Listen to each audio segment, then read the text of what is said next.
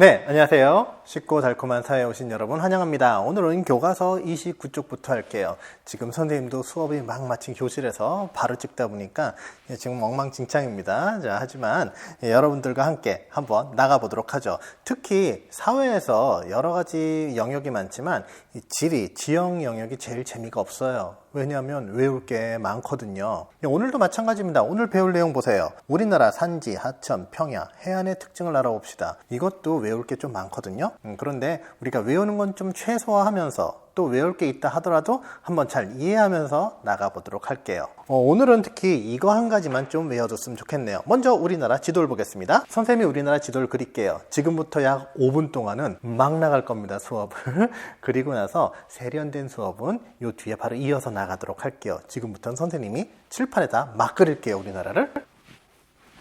다시 그릴게요. 나는 왜 우리나라를 못 그릴까? 다시 그리겠습니다. 네, 우리나라라고 생각하고 봐주세요. 자, 이게 우리나라 지도입니다. 우리나라 지도인데 우리나라 지도를, 지형을 볼 때 요거 한 가지는 꼭 외워두세요. 뭐냐면 바로 이겁니다. 자, 이거 한 가지만 외워두면 오늘 굉장히 편할 거예요. 이건 어쩔 수 없이 외우세요, 그냥. 뭐냐? 동고서저입니다. 즉, 이거는 동쪽이죠. 고, 높을 고자를 써요. 뭐 고등학교, 고혈압, 뭐 고기압 이런 겁니다. 동쪽은 고, 높고, 서저, 서쪽, 서예요. 서쪽은 저기야, 저질이야 너 이럴 때, 저질이란 얘기는 질이 떨어진다는 얘기잖아요.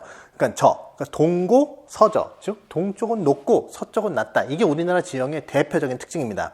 이걸로 인해서 보면 산지, 하천, 평야, 해안의 특징을 모두 다 설명할 수가 있어요. 대부분을 설명할 수 있습니다. 자, 그리고 우리나라 지형은 동고, 서저예요. 그런데 이거 알 거야. 여러분이 동쪽에 있는 바다가 뭐예요? 동해죠, 동해. 동해하면 생각합니다. 강원도 생각하잖아요. 강원도 생각하고 많이 놀러 간 친구들도 있죠. 가족끼리 놀러 간다든지 뭐 이렇게 놀러 갔을 겁니다. 그랬을 때 주로 뭘 많이 봅니까? 네, 산을 많이 보죠. 네, 산이 많습니다. 우리나라 지형의 특징이 뭐예요? 산이 많다는 거죠. 선생님이 외국에 있는 친구들이 많은데 특히 네덜란드나 이런 쪽에서 오면은 정말로 놀라고요. 우리나라에 산이 많다는 거. 심지어 미국에 있는 사람들조차 우리나라에 오면 굉장히 놀랍니다. 등산하기가 너무 편해요. 우리나라는 뒷산도 많아. 산이 그냥 둘레를 둘러보면 전부 산만 있어요. 대략 어느 정도 있을까요? 우리나라 국토를 100으로 본다면 어느 정도의 땅이 전부 다 산일 것 같습니까? 여러분들 생각은 어때요?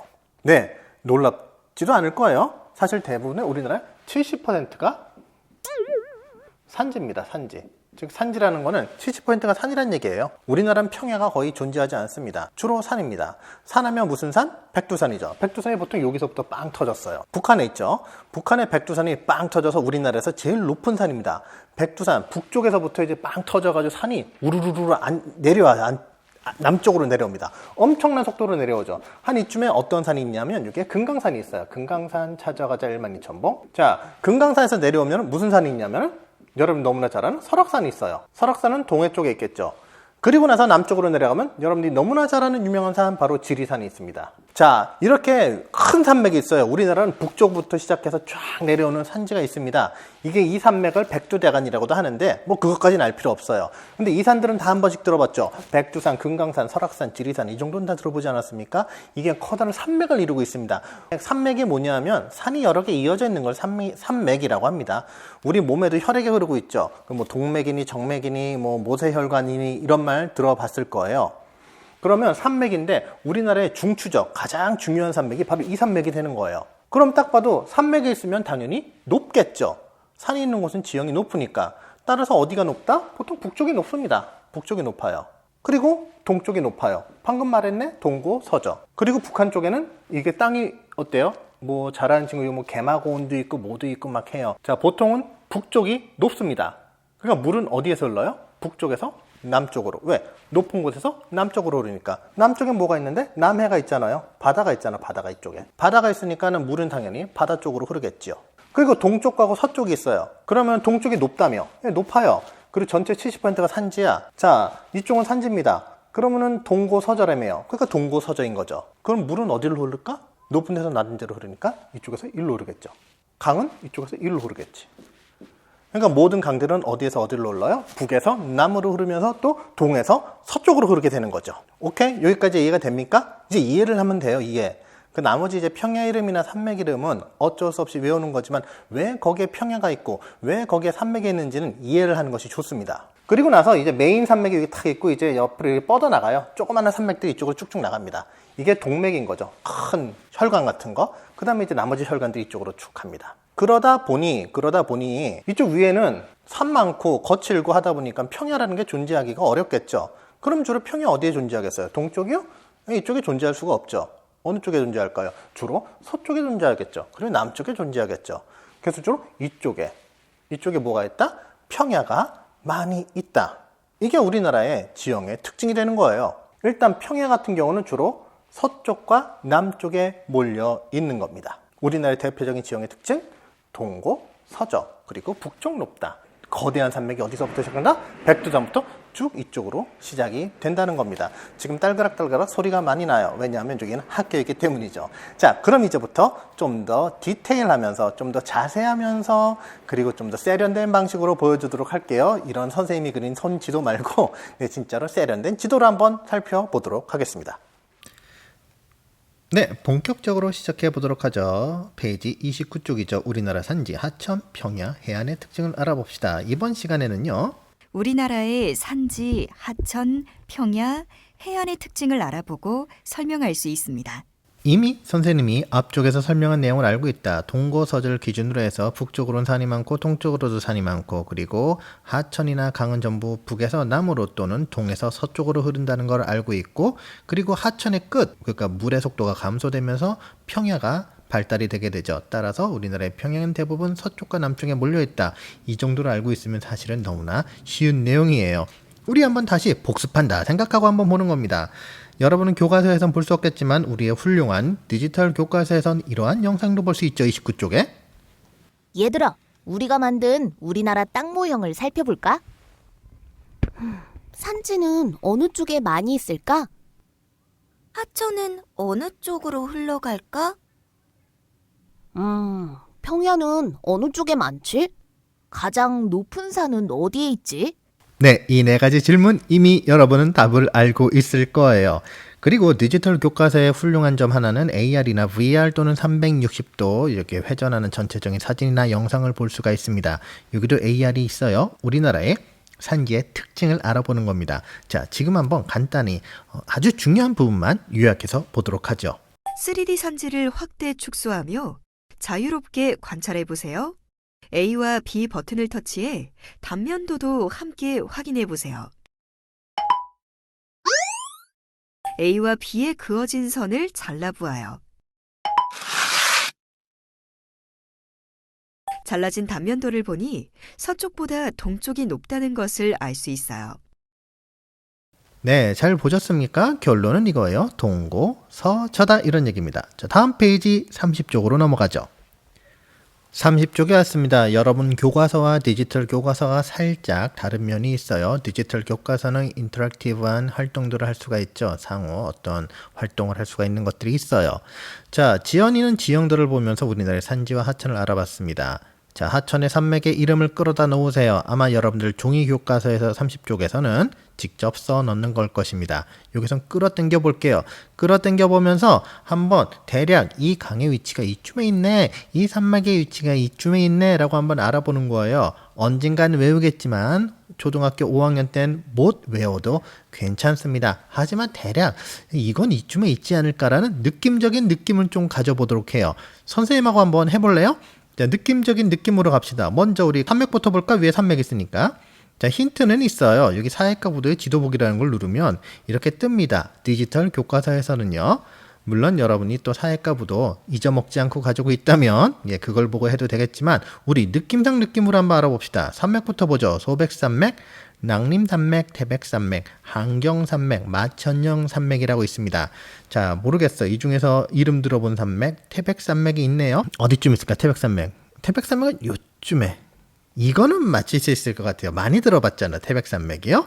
네, 유명한 산맥이죠. 자, 4개 남았습니다. 이 함경도 하면 이 북쪽 같아요. 맞죠? 북쪽 같아. 북쪽에 한번 끌어당겨 볼까? 아무 때나요? 여기?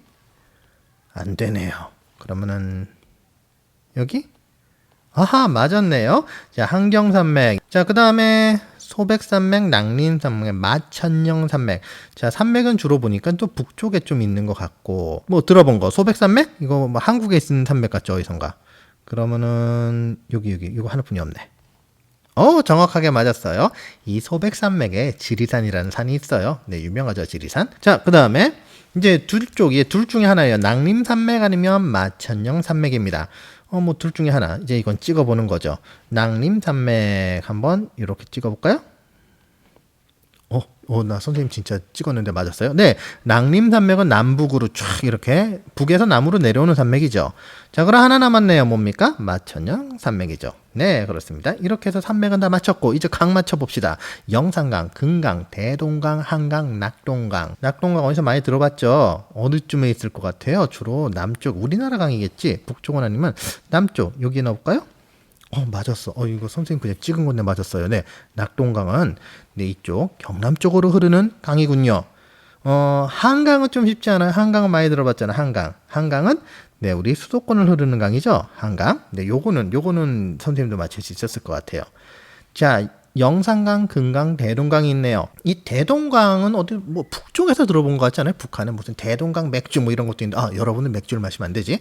자, 대동강? 그럼 북한에 여기일까? 예, 여기 맞네요. 대동강. 둘 중에 하나야. 영산강, 금강. 근데 이 금강 우리가 지난 시간에 배웠어요. 호남을 나누는 옛날에 이 금강의 이름이 뭐라 그랬어요? 호강이라 그랬잖아요. 그래서 그 호강의 남쪽이 호남 뭐 이런 식으로 들었죠. 호서지방 이렇게 호강의 서쪽 이런 거 들었잖아요. 그럼 금강은 남쪽에 있겠네. 호남이 될 이쯤이니까 여기구나. 이거구나. 저는 틀릴 뻔했네. 그럼 이게 영산강이겠네요. 영산강이 맨 밑에. 영산강 하류 뭐 어쩌고 저쩌고 나중에 나올 겁니다. 대략 이렇게 맞출 수 있어요. 자, 여러분도 이렇게 느낌으로 한번 맞춰보시기 바랍니다. 그러다 보면 이 느낌을 알면 언젠간 다 외울 수 있어요. 이걸 다 외우겠다고 지금부터 외우겠다고 하면 너무 힘드니까 그렇게 힘들게 할 필요는 없습니다. 자, 이제 교과서 30쪽 넘어갈게요. 이 밑에 보면 디지털 교과서에 우리나라 산지, 하천, 평해의 특징과 구글 어스를 이용한 지형의 단면도 찾기가 있는데 이거는 그냥 나중에 디지털 교과서로 여러분 스스로 보시면 될 것 같습니다. 자, 31쪽으로 갈게요. 네, 여러분 교과서 31쪽으로 왔습니다. 드디어 글자들이 좀 나오기 시작했습니다. 자, 글자가 나왔다는 뜻은 뭔가 중요한 것들이 있다는 얘기고 내용이 있다는 얘기니까 여러분은 연필을 버쩍 들고서 한번 잘 중요한 거 밑줄도 치고 동그라미도 치고 하면서 가봅시다. 우리나라는 국토의 약 70%가 산지이다. 맞습니다. 70% 이건 밑줄 쫙. 산지 동그라미. 그렇죠. 70%가 산지다. 한마디로 산지가 무척 많다. 높고 험한 산은 대부분 북쪽과 동쪽에 많고 선생님이 했던 얘기입니다. 비교적 낮은 평야는 서쪽에 발달돼 있다. 서쪽이면서 주로 남쪽에 발달돼 있겠죠. 우리나라는 대체로 자, 이거 또 나왔습니다. 워낙에 중요하니까는 디지털 교과서에서는 깜빡깜빡 선택하라고 나와 있어요.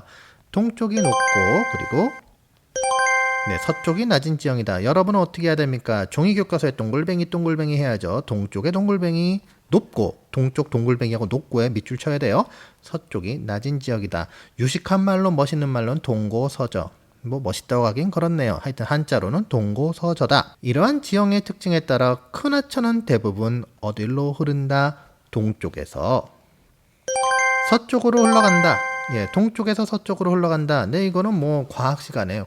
뭐 기본적으로 알죠. 물은 높은 곳에서 낮은 곳으로 흐르니까요. 하천 주변의 평야에는 농사지을 땅이 넓게 나타나며 사람들이 많이 모여 사는 도시가 발달하게 된다. 너무나 당연한 내용이죠. 이해를 해야 돼요. 외우려고 하지 말고요.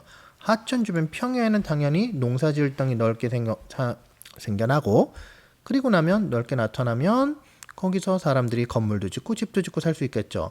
산에 집 짓고 사는 건 좋긴 하지만 힘들잖아요. 산지, 하천, 평야 등의 지형은 사람들의 생활과 관련이 깊죠. 사람들은 지형을 이용해 살아가거나 더 나은 생활을 하려고 지형을 개발하기도 한다. 다양한 지형을 이용한 모습이 있습니다. 산을 이용한 모습, 하천을 이용한 모습, 논농사를 하는 모습, 평지를 활용하는 모습이 교과서에 큼지막하게 나와 있어요. 디지털 교과서에는 다양한 지형을 이용한 모습이 있는데 어떤 친구의 영상이 잘 찍은 게 있으니까 그 영상은 지금 여기서 한번 봐보도록 합시다. 안녕, 나는 증평에 사는 진영이라고 해.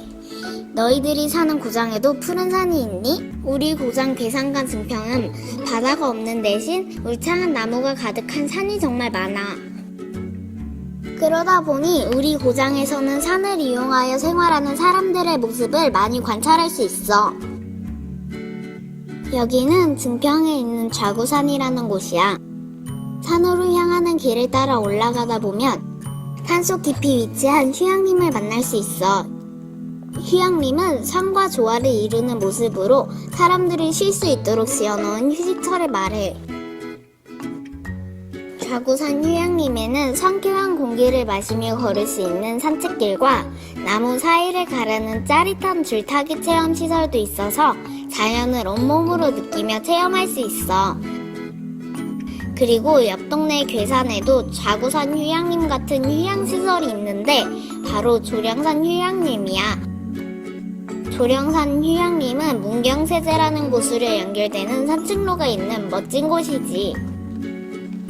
조령산 휴양림에서 주변을 살펴보다 보니 우리 고장 사람들이 산을 이용하는 또 다른 모습을 관찰할 수 있었어. 그 모습은 바로 이렇게 버섯 재배를 하는 모습이야.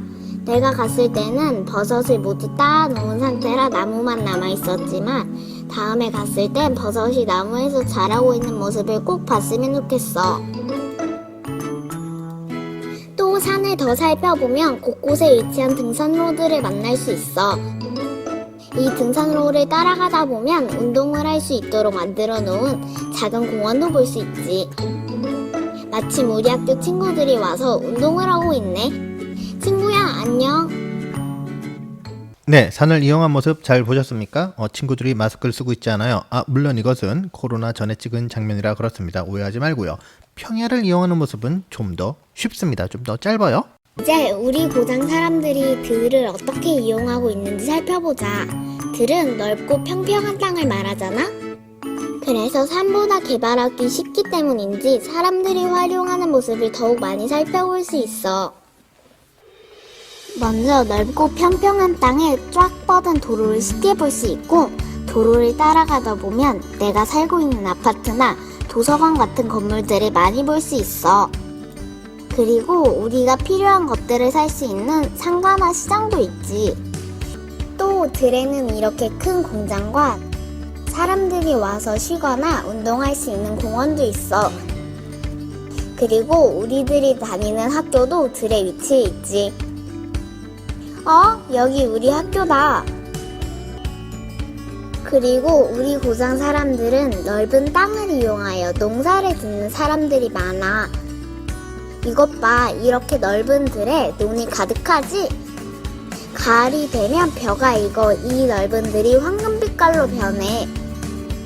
그렇게 익은 벼를 수확하여 껍질을 벗기면 바로 우리가 먹는 쌀이 되는 거지.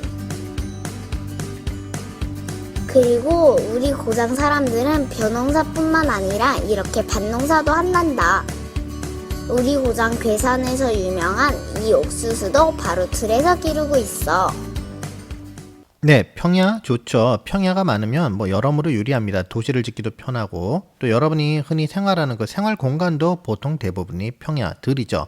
그렇지 않은다면 산을 갖다가 평야로 만드는, 그걸 우리가 흔히 개발이라고 하는데, 산을 평야로 만들어서 평평하게 만들려고 노력을 하죠. 그래야지 생활하기가 편하니까요. 도로도 마찬가지 아니겠어요?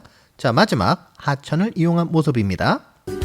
자, 이제 마지막으로 우리 고장 사람들이 하천을 이용하는 모습을 살펴보자. 내가 사는 증평에서 가장 자랑하고 싶은 곳이 바로 이 하천 주변이야. 왜냐하면 증평의 보광천 주변에는 많은 사람들이 와서 쉴 수 있는 멋진 공원이 정말 많거든. 커다란 미루나무 아래에서 즐거운 시간을 보내는 모습이 정말 좋아 보이지? 미루나무 공원 주변에는 운동장이나 운동시설도 많이 있어서 사람들이 여러가지 운동을 즐길 수도 있어. 또 하천 주변에는 자동차 걱정 없이 자전거를 타고 쌩쌩 달릴 수 있는 자전거 도로가 있어. 또 하천 주변에는 사람이나 자동차가 하천을 건널 수 있는 다리도 당연히 있겠지? 자, 다음으로 넘어갈게요. 네, 32쪽으로 왔습니다. 오늘 영상이 좀 내용이 길어요. 왜냐하면 이게 2차 시, 쉽게 말하면 2시간 분이거든요. 2시간 분이니까 여러분 조금만 참고 해주세요. 선생님이 조금 재밌게 하려고 하는데 잘 되나 모르겠습니다. 자, 32쪽이에요. 수혁이는 이번엔 남자친구네요. 수혁이는 인터넷에서 우리나라 해안 사진을 찾아 살펴봤다. 사진을 비교해보니 서해안, 동해안, 남해안의 모습과 특징이 서로 다르다는 것을 알 수 있었다. 자, 이런 식으로 해서 여러분 아마 교과서에는 이렇게 그림이 나와 있을 거예요. 서해안의 충청남도, 서산시, 동해안의 강원도 강릉시, 그 다음 남해안의 경상남도, 통영시 이렇게 나와 있는데, 이렇게 사진으로 보는 것보다 한번 실제로 한번 날아가서 보는 게 낫겠죠. 네, 디지털 교과서 32쪽에 보면 360도 회전해서 우리나라의 해안 살펴보는 게 있습니다. 한번 봅시다. 우리나라는 삼면이 바다로 둘러싸여 있습니다. 서해안, 남해안, 동해안, 각 해안의 특징을 하나씩 확인해 봅시다. 동해안은 해안선이 단조롭고 모래사장이 넓습니다. 그래서 모래사장이 펼쳐진 곳에 해수욕장이 발달했습니다. 동해안의 바다 색깔이 진한 것을 보면 서해에 비해 수심이 깊다는 것을 알 수 있습니다.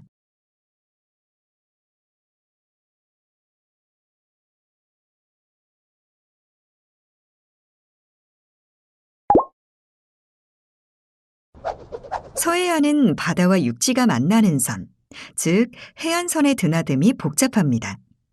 그리고 수심이 얕고 밀물과 썰물의 차가 커서 갯벌이 넓게 발달해 있습니다.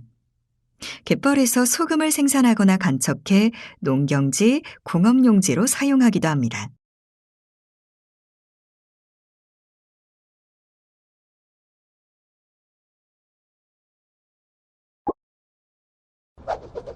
남해안은 해안선이 복잡하고 크고 작은 섬이 많아 다도해라 부릅니다. 섬이 파도를 막아주기 때문에 파도가 잔잔합니다. 그리고 바닷물이 깨끗해 양식장에서 굴이나 전복 등의 해산물을 기릅니다.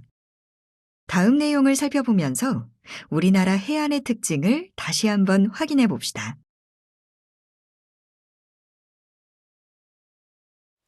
네, 어떻습니까, 여러분? 잘 봤죠? 우리나라 해안 살펴보기 360도. 네, 이런 리얼한 진짜 실제와 같은 모습으로 보니까 이해가 빨랐을 거라 생각이 됩니다. 예, 교과서 33쪽 종이교과서 기준으로 해서 33쪽에 보면 해안선을 따라 그려보고 서해안, 동해안, 남해안의 특징을 한 줄 정도로 적어보는 게 나올 거예요. 근데 이거 여러분이 충분히 할 수 있을 거라 생각합니다. 왜냐하면 이미 32쪽에서 다 배웠기 때문이죠. 여러분은 할 수 있을 거예요. 자, 그렇다면 34쪽으로 넘어가도록 하겠습니다. 자, 이제 34쪽 왔습니다. 네, 몸이 뒤틀리고 힘들겠죠? 조금만 참으세요. 이제 끝났어요. 여기까지만 하면 됩니다. 자, 여기도 역시 글씨가 많아요. 연필 딱 들고 갑니다. 자, 해안은 바다와 맞닿은 육지 부분으로 경치가 아름다운 곳이 많아 사람들이 즐겨 찾는다. 동해안 이제 나옵니다. 중요한 거죠. 동해안에는 길게 뻗은 모래사장이 펼쳐진 곳이 많아 여름이 되면 해수욕을 즐기려고 관광객이 모여든다. 자, 이 정도 한번 알아볼까요? 우리 동해안은 뭐다? 예, 모래사장이 중요하다. 그리고 해수욕을 즐기려고 관광객이 몰려든다. 관광지가 많다는 이야기가 되겠죠. 여기 밑에 보면 여러분은 종이교과서에 사진이 나와 있고요. 디지털 교과서는 이렇게 누르면 나옵니다. 자, 동해안 딱 보이죠? 예, 동해안의 해수욕장입니다. 아까 전에 앞쪽에서 이미 배웠던 내용이에요. 자, 다시 본문으로 돌아가서 34쪽에 서해안의 동그라미 당에 쳐야 되겠죠. 이거 중요해. 밀물과 썰물의 차가 크다. 그래서 갯벌이 발달했다. 밀물과 썰물, 밀물은 물이 밀려 들어오는 거고 썰물은 물이 빠져나가는 겁니다. 그래서 밀물과 썰물의 차가 크면 갯벌이 발달됩니다. 서해안은 경기도 지방에서 보면 좀 가깝기 때문에 많은 친구들이 한번 가봤을 것이고 거기서 갯벌 체험 정도는 쉽게 해봤을 겁니다. 사람들은 갯벌에서 해산물이나 소금을 채취하기도 하고 갯벌을 간척해 농경지나 공업용지로 사용하기도 한다. 간척이란 얘기는 교과서에 나와 있죠. 여기 보면 디지털 교과서에는 해석이 나와 있는데 똑같아요. 바다나 호수 일부분을 뚝으로 막어 그리고 그 자리를 흙으로 메어서 육지로 만드는 것. 쉽게 말하면 바다를 육지로 만드는 것입니다. 이거 잘하는 나라 사람들 있죠? 네덜란드 사람들이었죠. 자, 그래서 이런 농경지나 공업용지로 사용한다는 겁니다. 갯벌이 중요해요. 여기는 또 간척이라는 얘기도 같이 알아두시면 좋습니다. 간척을 한다. 자, 잠깐 볼까요? 밑에 서해안. 네, 서해안 같은 경우는 보세요. 여기 염전이 있어요. 전라북도 고창군인데, 자, 염전이 있다. 왜 있냐? 말했잖아요. 물이 얕다니까요. 밀물과 썰물이고 그리고 갯벌이 발달됐고 그런 그 촉촉한 곳에 물이 얕아요. 그럼 그거 그냥 증발시키면 소금 나오죠? 과학 시간에 배웠을 겁니다. 이렇게 염전이 많이 있죠. 소금, 서해안 많이 나오고 갯벌도 많이 나옵니다. 그 갯벌 안에서 여러분이 좋아하는 바지락, 칼국수에 들어가는 바지락도 나오게 되는 것이죠. 그리고 이렇게 항구 도시도 발달이 돼 있어요. 항구 짓기 좋죠. 또 물도 깊지 않고 또 그렇게 파도도 지금 우리나라 서해안은 그렇게 치지도 않으니까요. 그래서 이렇게 항구 도시 평택항도 서해안에 있다 이런 얘기입니다. 자, 마지막 남해안 보도록 하죠. 남해안은요, 물이 깨끗해서 파도가 잔잔해. 아까 전에 파도가 잔잔한 이유는 뭐예요? 이거 섬이에요. 섬 엄청 많아요. 여기에 섬이 엄청 많기 때문에 섬이 방파제 역할, 방파제가 뭡니까? 막을 방자, 파도 파자, 즉 파도를 막아주는 거란 얘기예요. 파도를 막아주기 때문에 김이나 조개류의 양식업이 발달됐다. 양식업 발달. 네, 그래서 남해안에서 나오는 김이나 조개류는 굉장히 그 품질이 우수하다고 알려져 있지 않습니까? 파도가 단단하고 당연히 물도 깨끗해요. 물론 서해안이 물이 살짝 깨끗하지 못해요. 그 이유가 뭐예요? 서해안은 얕아요. 물이 얕다니까. 그런데 남해안은 물도 깊고 파도도 잔잔하고 깨끗해요. 그러니까 양식업이 잘 발달되죠. 파도가 잔잔해야죠. 물 맑고 파도가 세면요, 양식하던 거 다 떠내려가죠. 그러니까 이게 중요하다는 거죠. 남해안 볼까요? 자, 이 양식장 보십시오. 경상남도 통영시 얼마나 파도가 잔잔하고 좋습니까? 그 앞에 섬도 딱 보이네요. 막아주고 있죠, 파도를. 네, 이렇게 양식장. 이거 완도군이면 이거 보나마나 김입니다. 김. 예, 완도김 아주 유명하죠. 미역김 유명합니다. 그리고 항구도시 역시 발달돼 있겠죠. 예, 부산항. 예, 뭐 부산항 너무 잘 알죠, 여러분? 네, 그리고 광양항이라고 여러분은 잘 모르겠지만 이 광양항도 꽤나 큰 항구입니다. 자, 그렇습니다. 이상으로서 이제 34쪽까지 마쳤고요. 35쪽은 여러분들이 한번 탐구 활동 해보는 겁니다. 자, 어때요? 우리나라 이제 지형의 특징 잘 알아봤나요? 기본적으로 동고, 서조를 기본으로 해서 산지가 많이 있고요. 동해, 서해, 남해의 특징이 또 따로 있다는 걸 잘 알아봤을 겁니다. 기회가 된다면 여러분들이 한번 직접 가서 체험해보는 것도 나쁘지 않을 것 같습니다. 자, 오늘은 여기까지 하고요. 다음 시간에는요, 36쪽 더 해보도록 할게요. 우리나라의 기후에 대해서 알아보도록 하죠. 다음 시간에 또 만나요. 여러분들 수고하셨습니다. 안녕.